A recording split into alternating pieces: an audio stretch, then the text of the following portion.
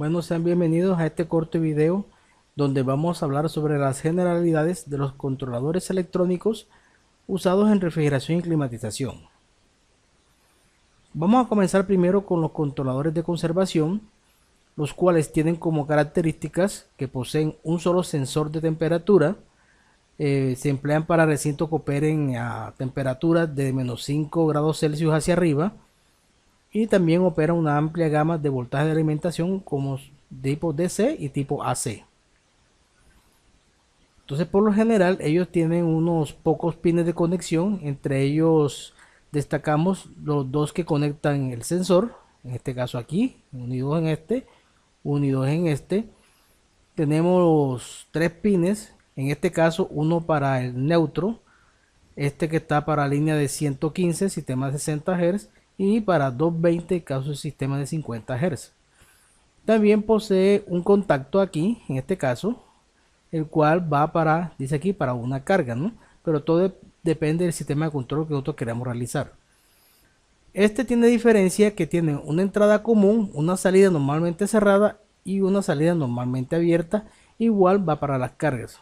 Entonces, ven que son realmente unos equipos sencillos en cuanto a los conectores que él tiene. Algunos de ellos poseen, en este caso, conectores para comunicación con computadora u otros dispositivos similares. Entonces aquí vamos a ver un esquema más o menos de conexión estándar o general, en el cual aquí tenemos el sensor de temperatura, va conectado en sus respectivos puertos. Vemos aquí una línea viva al cual va un switch, y del switch vamos a alimentar la línea viva del controlador. Aquí hacemos un puente hacia el puente común para que la salida NA vaya a un contactor, ¿cierto? Y aquí tenemos los neutros, los cuales nos van a cerrar el circuito para que se encienda el microcontrolador y al mismo tiempo se pueda activar el contactor. A estos sistemas, aunque algunos poseen suficiente capacidad para equipos con buenos amperajes, recomiendo que lo trabajemos, que ellos controlen más bien la bobina de contactores o de relés que van a manejar las potencias de los sistemas de donde van a estar instalados. Entre los parámetros comunes de programación en los cuales podemos nosotros modificar o variar en estos equipos de conservación están la temperatura de cutout o set point, que tiene que ver con la temperatura a la cual el contacto de red se abre, o sea, la temperatura a la cual el compresor deja de operar por frío. Podemos modificar las unidades de temperatura si las queremos trabajar en grados Celsius o grados Fahrenheit. Podemos también modificar lo que dice el corrimiento de indicación offset o calibración del sensor de temperatura, que no es nada más y nada menos que un campo donde vamos a colocar un valor positivo o negativo dependiendo del error que nosotros queramos corregir en el display de la temperatura. ¿Cómo así? Si nosotros tenemos un termómetro aquí personal que indica 20 y el display del micro está trabajando con 22, entonces en este parámetro nosotros colocamos -2 para que al restarlo a los 22 nos dé 20 y así podamos hacer la calibración de temperatura del mismo. Igual si está bajo de temperatura podemos ubicar un valor positivo para tratar de ajustarlo. Entonces con este parámetro nosotros podemos corregir el error de lectura de temperatura del controlador. Aquí hablamos del mínimo set point permitido al usuario o el bloqueo inferior a la referencia. Tiene que ver que este valor que coloquemos aquí es la mínima temperatura a la que yo puedo programar la temperatura de set point o de cutout. Por ejemplo, si yo coloco este parámetro en -10, significa que si yo quiero colocar una temperatura a la cual se dispare el compresor por frío menor de -10, no voy a poder porque ya está bloqueada por este parámetro. Igual tenemos el parámetro del máximo set point permitido al usuario o bloqueo superior a la referencia, que es la máxima temperatura a la cual yo puedo llegar o programar la temperatura de cutout o set point. ¿Qué significa esto? Que si yo coloco este valor en -5 y este valor en 0 grados, significa que mi rango de temperatura en el cual yo puedo modificar la temperatura de set point, va a estar entre -5 y 0. No podré subirla de 0 ni podré bajarla de -5 como una manera de control del sistema del cuarto frío donde el cual está instalado. Otro parámetro que puedo modificar es el diferencial de temperatura o histéresis. Este tiene que ver con la temperatura o la diferencia entre la temperatura entre el cut out y el cut in. Por ejemplo, si yo hago aquí o ajusto el set point en 0 grados y ajusto o coloco el diferencial, aclaro que este valor siempre es positivo, en 5, significa que el microcontrolador va a apagar el compresor por frío en 0 grados y lo vuelve a encender en 5 grados. Entonces, este es el famoso diferencial, muy importante. Aquí tenemos otro parámetro que podemos programar, que es el retardo, ¿cierto? A volver a conectar la salida de refrigeración en segundos, dice que es el tiempo en el cual el compresor permanece apagado con el fin de estabilizar los voltajes de la red y aliviar las presiones del sistema. ¿Qué significa? Que si yo coloco, por ejemplo, aquí unos 30 segundos, en caso de una variación o altibajo de voltaje, voy a tener 30 segundos de espera en el cual el compresor no va a encender, sino que va a esperar hasta que los voltajes se estabilicen. Algunos es programable, en otros no. Otro parámetro que también puedo programar aquí es el tiempo de refrigeración o intervalo entre deshielos, que es el tiempo programado de la duración del proceso de refrigeración o congelación, que para algunos se ajusta en minutos, otros en horas. Tiempo de deshielo es el tiempo para programar la demora o el tiempo que demora el deshielo del sistema. Hay que tener en cuenta que estos controladores de conservación, su sistema es de hielo de ciclo fuera, porque no tenemos un contacto para un control de resistencia o de solenoide de gas caliente. Otro parámetro indica el estado inicial al energizar el instrumento. Tiene que ver con la opción si el controlador comienza a operar iniciando con el periodo de congelación o comienza iniciando con el periodo de descongelación. Para algunos nos resulta raro y se preguntan si un equipo está apagado, ¿cómo va a comenzar con un periodo de descongelación? No tiene lógica. Sí la tiene, en el sentido que cuando estamos en un sitio donde tengamos muchos cortes de energía, ¿qué va a pasar? Si usted programa que el tiempo de refrigeración es de 5 horas y a las 4 horas hubo un corte, el instrumento vuelve a trabajar nuevamente después de las 4, 5 horas más, ya llevamos 9. Si hubo otro corte a las 5 horas, vuelve a seguir trabajando 5 horas más y ya tenemos 14 horas, en lo cual no hacemos descongelación. Entonces vamos a tener una acumulación de hielo porque simplemente el instrumento no da el tiempo para que podamos hacer la descongelación. Entonces en estos sitios que tienen esa particularidad, es mejor que comience el proceso con el periodo de descongelación y no va a pasar absolutamente nada, solamente que si no hay nada que descongelar, pues el tiempo pasa rápido y volvemos al periodo de congelación y nos evitamos ese dolor de cabeza del congelamiento, ¿cierto?, del evaporador. Otro parámetro que podemos modificar tiene que ver que si queremos, en este caso, la indicación de temperatura bloqueada durante el deshielo, si queremos ver que el medidor de temperatura esté quieto o bloqueado o que tenga variación para ver la temperatura durante el deshielo. Por lo general uno no lo bloquea para ir monitoreando las temperaturas. El otro parámetro común en todos ellos es el retardo a la energización del instrumento y tiene que ver con un retardo en segundos, por lo general, o en minutos, cuando se energiza el microcontrolador. Entonces él espera este tiempo y después de pasado ese tiempo es cuando viene a activar sus contactos para operar. Entonces, a grosso modo, estos son los parámetros comunes, son llamados en unas marcas o en otra forma, de otra manera, y tienen un código diferente, pero a la larga significan lo mismo que está aquí. Algunos que tienen otros más, otros que tienen otros menos. Hay que leer el catálogo para ello. Ahora pasamos a los controladores, los cuales se usan en sistemas de congelación. Estos tienen en especial que ya poseemos dos sensores de temperatura, uno para el recinto y otro para el evaporador, ¿no?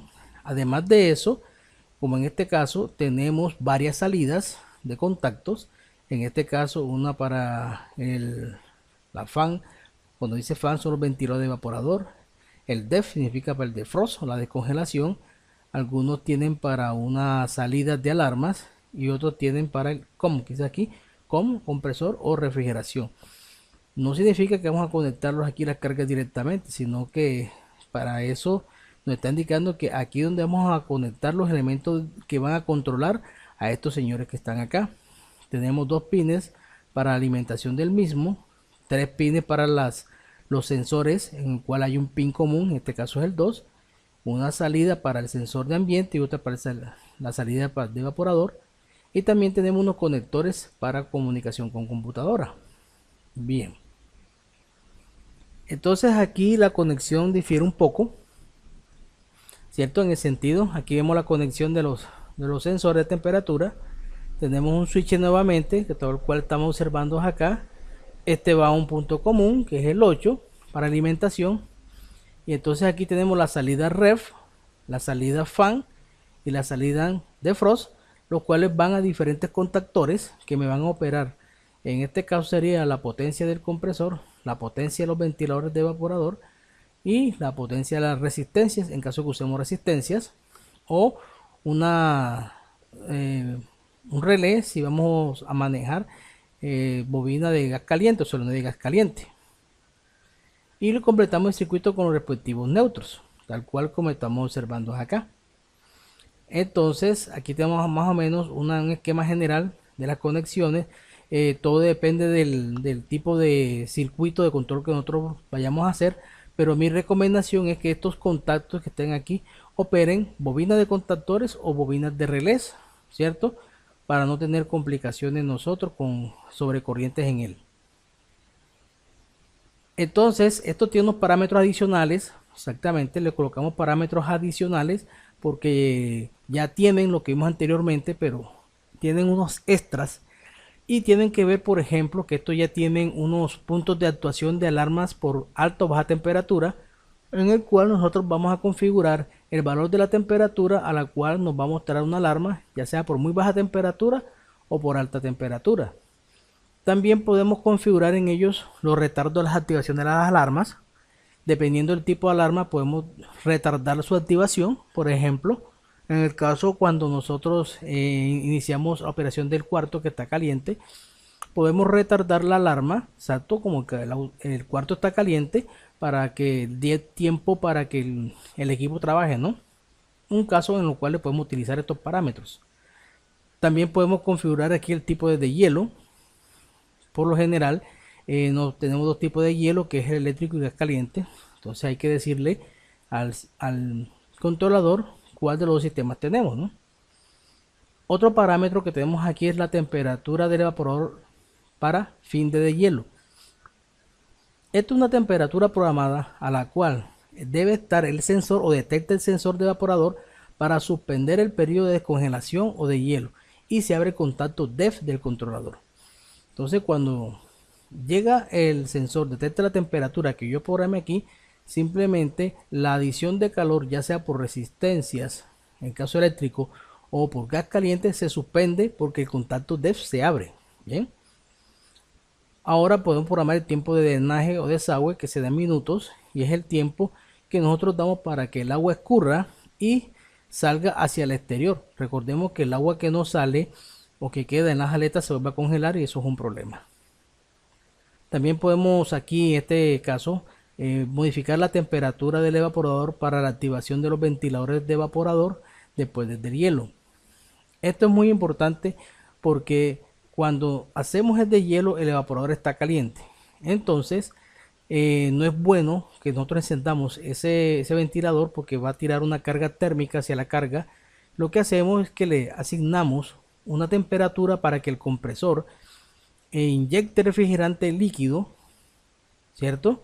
O que llegue refrigerante líquido al evaporador para que se enfríe de la forma rápida, ¿cierto? Y después que esté frío ya podemos activar los ventiladores para que llegue un aire frío hacia el recinto, ¿no?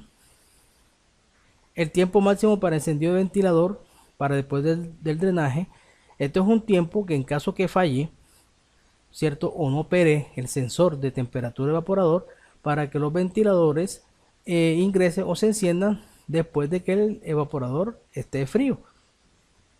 Otra opción que podemos modificar aquí tienen que ver con la operación del compresor. En caso de falla de los sensores, podemos decirle que si el sensor de temperatura falla, se apague o siga trabajando continuamente. Todo depende del tipo de fabricante. Y la operación del ventilador de evaporador condicionado por la operación del compresor.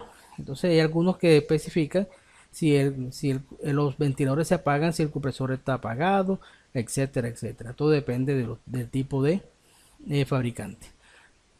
Entonces estos son a grosso modo los parámetros que podemos programar en ellos, algunos más o otros menos. Es bueno leer el catálogo y comprenderlos cada uno. Ahora vamos a ver la ubicación del sensor de temperatura en los recintos refrigerados. Entonces, en los evaporadores cúbicos que están pegados muy cerca a la pared del cuarto frío, ese sensor se coloca detrás del evaporador, coincidiendo con la entrada o el retorno de aire, ¿cierto?, que entra hacia el evaporador, como en este caso. En el caso que es un evaporador de techo, en algunos entra el aire por la parte inferior, donde están los ventiladores, y es expulsado por las partes laterales, podemos ubicarlo aquí a la entrada de estos ventiladores que están succionando para expulsar por los laterales del evaporador. No hay problema. No hay que ubicar este sensor